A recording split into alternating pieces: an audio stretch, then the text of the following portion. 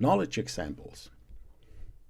Learning is the act of preparing to be able to reproduce a given result, either recalling knowledge in the form of facts or in the form of a skill in such cases where a result requires physical interaction.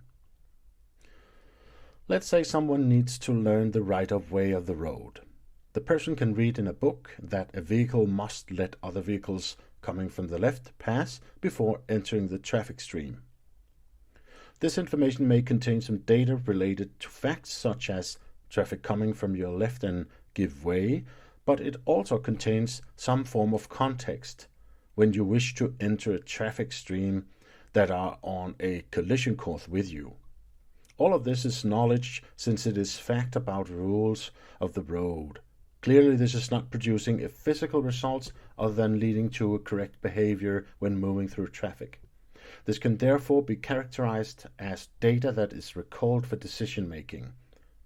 I call it information knowledge, not because it's used for decision making, but because it is simply information to be recalled. Consider advanced mathematics, such as calculus or matrices. These operations may be considered by many who have not had academic training in the natural sciences to be rather complex levels of knowledge, and yet there are only constructs made up by elemental operations of arithmetic and trigonometry. Even so, you would agree that calculus is not something you can learn without assistance.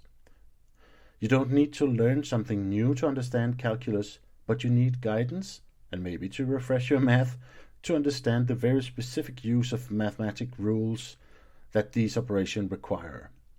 So the knowledge of calculus is then a compound of some basic information knowledge and knowledge about a specific use strategy.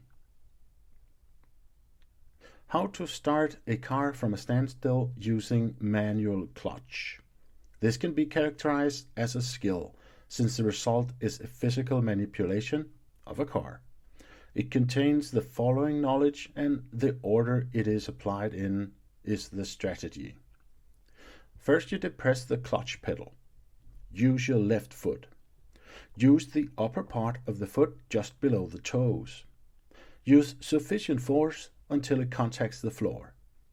Select first gear using your right hand, if you're driving in mainland Europe. When the clutch pedal is depressed and the first gear is selected, depress the accelerator approximately 1 centimeter. You should hear the engine RPM increase a little bit.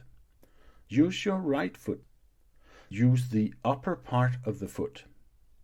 Lift your foot off the clutch rather slowly, perhaps a centimeter per second. As soon as you hear the RPM drop, depress the accelerator 1 additional centimeter. The car should now start to move. As you release the clutch, the acceleration and engine RPM should increase. When the clutch is fully released, repeat the process, only select a higher gear. We call this a skill because it is not normally perceived as a series of conscious decisions, but rather as a series of actions performed without thinking of each individual process segment, but as a result to be achieved. Nonetheless, we all learned it step by step, until our memory structure was sufficiently stimulated for us to address the entire process rather than the individual segment of knowledge of actions. You could therefore say that the aggregation of action knowledge into one process is what constitutes a skill. But you must remember that in a learning framework, a skill is still a process that involves recalling knowledge from memory, and it is learned by the same principles as information knowledge. When managing learning, you should note that knowledge may have different levels of complexity, whether it is action knowledge, compound knowledge, or simple facts. But knowledge and skill are one and the same, a memory recall. It then follows that knowledge and skill are also learned in the same manner. As you see from the examples, you are forced to fix the prerequisites for your grouping of knowledge. For some people, the elementary operations of arithmetic may very well be compound knowledge. and for some people calculus may be information knowledge. You should include this assessment during your course design or when evaluating the adequacy of your courses.